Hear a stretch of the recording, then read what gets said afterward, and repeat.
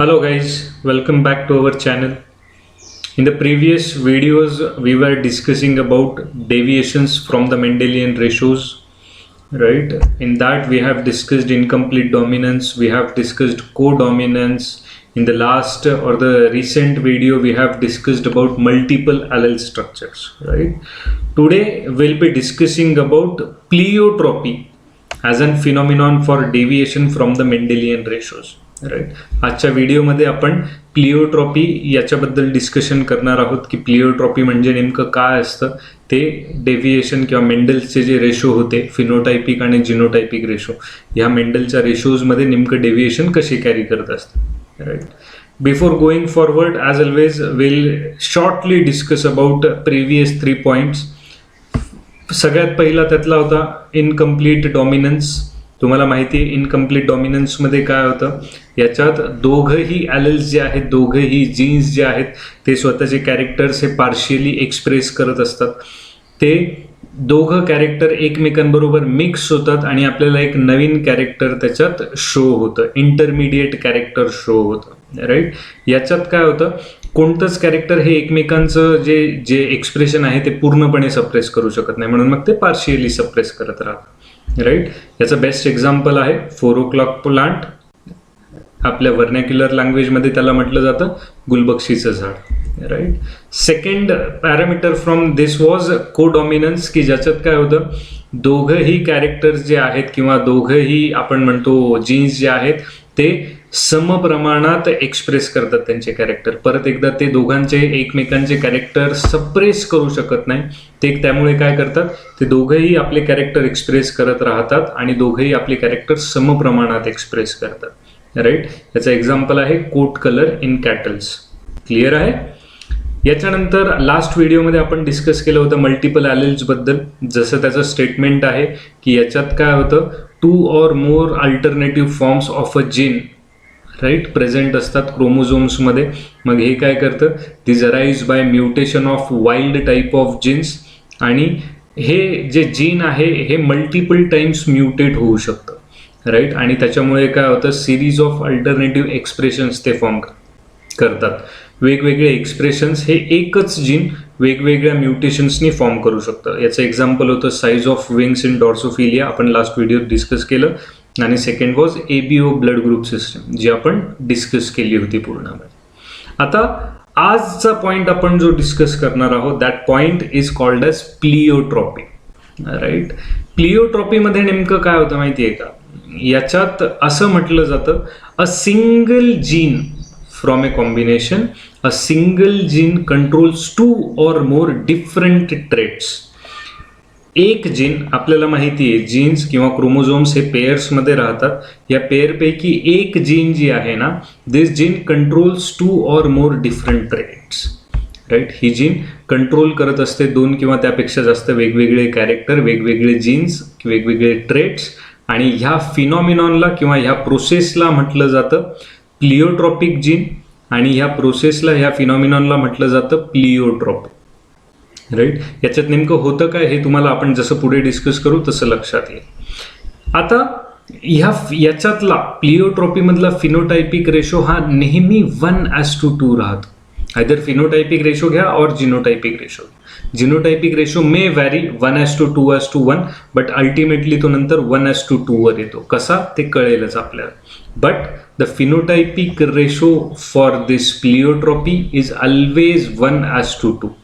Right, मग याचं example काय येतं, तर याचं सगळ्यात बेस्ट एक्झाम्पल आहे sickle cell anaemia. Right, sickle cell anaemia is a type of disease related to our blood. आपल्या ब्लडशी रिलेटेड एक डिसीज आहे. राईट, पण इथपर्यंत जर आता समराईज करायचं झालं तर इथे काय होतं, प्लिओट्रॉपीमध्ये एक सिंगल जीन हे 2 किंवा त्यापेक्षा जास्त ट्रेट्स कंट्रोल करत आहे. नेमकं एक्सप्रेशन काय येईल बॉडीमधलं, हे एक्सप्रेशन ते कंट्रोल करत राहतं. राईट, आता आपण याचं एक्झाम्पल जे आहे सिकल सेल ॲनिमिया ते डिस्कस करू.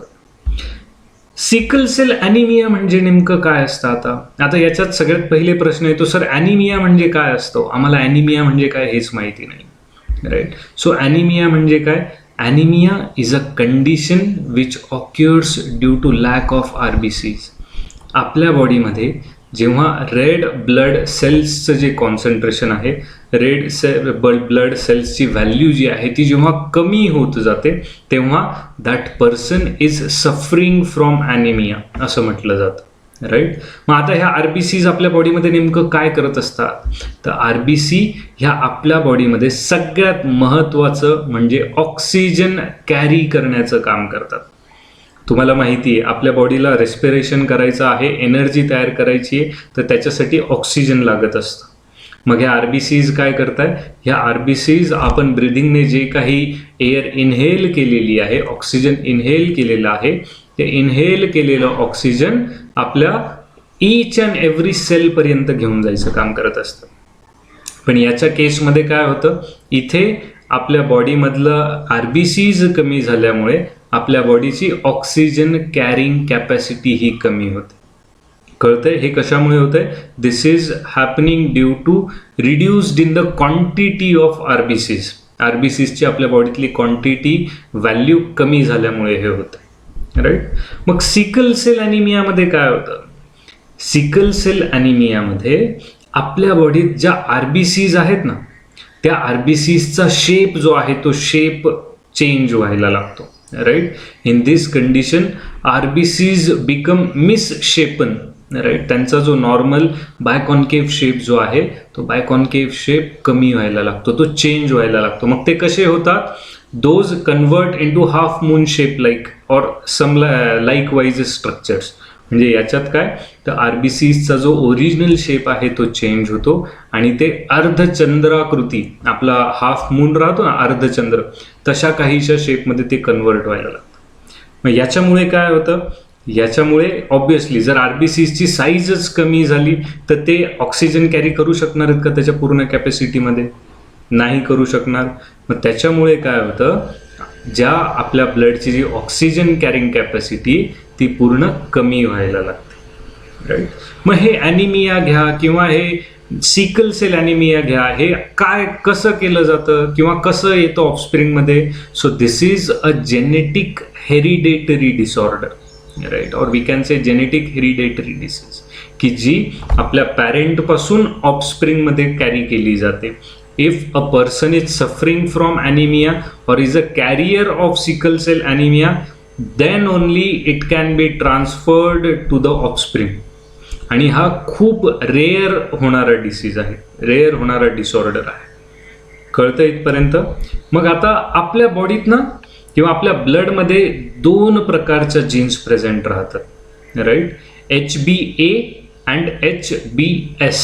राईट. जर तुम्हाला दिसत असेल सफिक्सला एका जीनला आपण HB आणि सफिक्सला A लिहिलेला आहे आणि दुसऱ्या जीनमध्ये HB आणि सफिक्सला S लिहिलेला आहे. राईट. याच्यातला HbA टाईप जो आहे ना, हा HbA टाईप हा हेल्दी इंडिव्हिज्युअल्समध्ये प्रेझेंट राहतो. कळतंय? म्हणजे आपल्या बॉडीमध्ये द पर्सन और the peoples who are not suffering from anaemia, who are very healthy, त्यांच्या बॉडीमध्ये जीन्स कोणते? त्यांच्या बॉडीमध्ये HbA जीन्सची पेअर प्रेझेंट आहे. कळतंय? आणि हे HbA पेअर हे नेहमी डॉमिनंट कॅरेक्टर शो करतात, हे नेहमी डॉमिनंट्स असतात. राईट. आणि सिकल सेल ॲनिमिया और a person who is suffering from anaemia यांच्या बॉडीमध्ये नेहमी HbS टाईपच्या जीन्स ह्या प्रेझेंट राहतात. इथपर्यंत कळतंय? जर हेल्दी इंडिव्हिज्युअल असेल तर त्यांच्या बॉडीत कोणत्या टाईपच्या जीन्स आहेत? त्यांच्या बॉडीमध्ये HbA टाईपच्या जीन्स आहेत. आणि ज्या पर्सनला ॲनिमिया झालाय, ज्या पर्सनला स्पेसिफिकली सिकल सेल ॲनिमिया झालाय, त्यांच्या बॉडीमध्ये, त्यांच्या ब्लडमध्ये HbS टाईपच्या जीन्स या प्रेझेंट राहतात. राईट. आणि जे कॅरियर्स असतात, जसं मी म्हटलं की काही वेळेस काय होतं, जर पॅरेंटमध्ये सिकल सेल ॲनिमिया असेल, पॅरेंट्स हे काही वेळेस कॅरियर असू शकतात. म्हणजे कॅरियर असतात ना, त्यांच्या बॉडीमध्ये हायब्रिड जीन प्रेझेंट राहतात. म्हणजे त्यांच्यामध्ये स्पेसिफिकली HbA पण नाही आहे आणि स्पेसिफिकली HbS पण नाही, त्यांच्यामध्ये दोघं प्रेझेंट आहेत. म्हणजे हेटेरोझायगस जीन्स प्रेझेंट राहतात.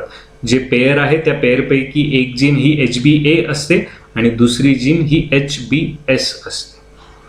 बरोबर.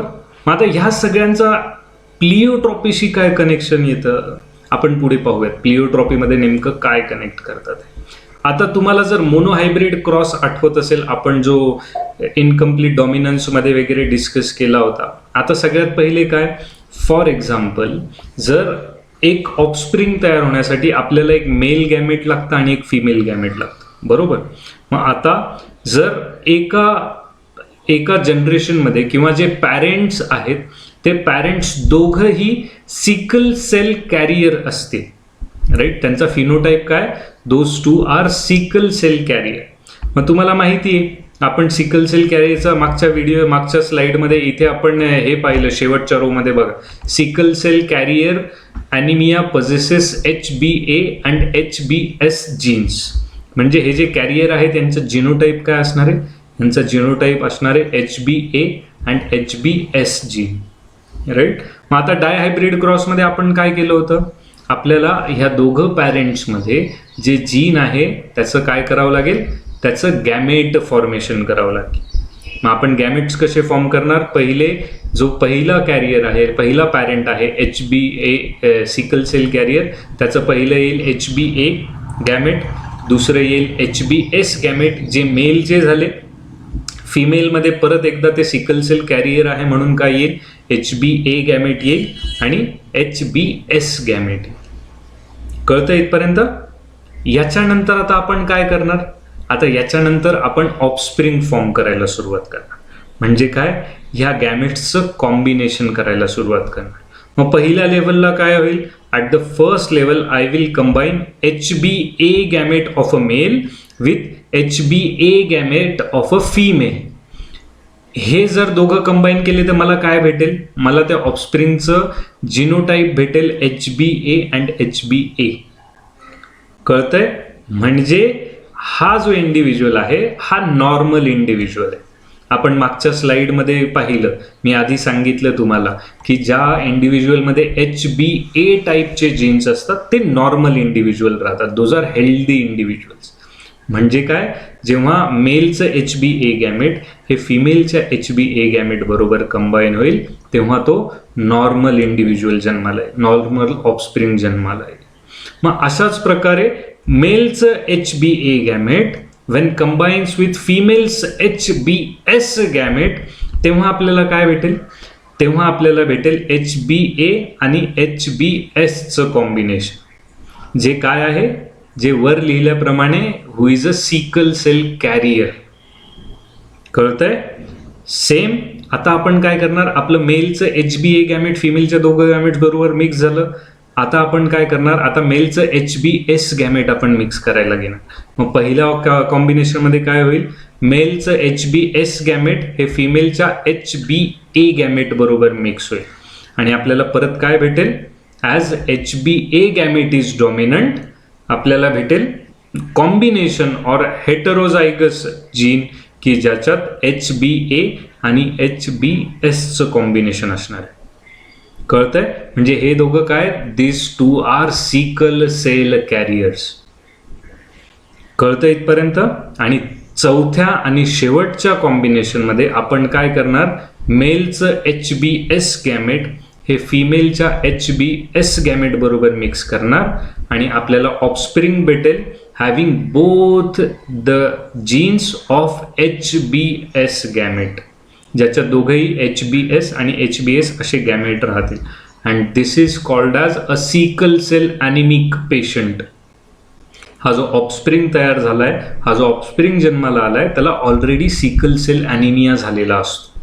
मग आता त्याला सिकल सेल ॲनिमिया झालाय म्हणजे काय, म्हणजे त्यांच्यामध्ये ऑक्सिजन कॅरिंग कॅपॅसिटी कमी आहे. मग जर त्या बाळाला, त्या ऑफस्प्रिंगला ऑक्सिजनच भेटत नाही पूर्ण, तर तो जिवंत राहील का, नाही राहणार. त्याच्यामुळे काय होतं, दॅट ऑफस्प्रिंग डाईज, राईट.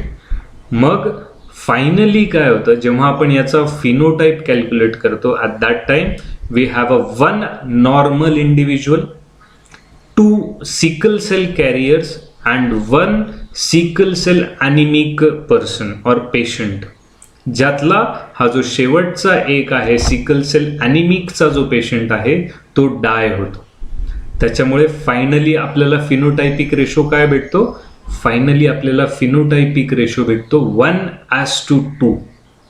त्याच्यामुळे म्हटलं जातं प्लिओट्रॉपीमध्ये जो फिनोटायपिक रेशो आहे तो 1:2 हा येत असतो. जो नॉर्मली याच्यात काय येतो, जो नॉर्मल आपण जेव्हा टॉल आणि डॉर्फ यांचं मिक्सचर करतो तेव्हा काय येतो, दॅट कम्स 3:1. कळतंय?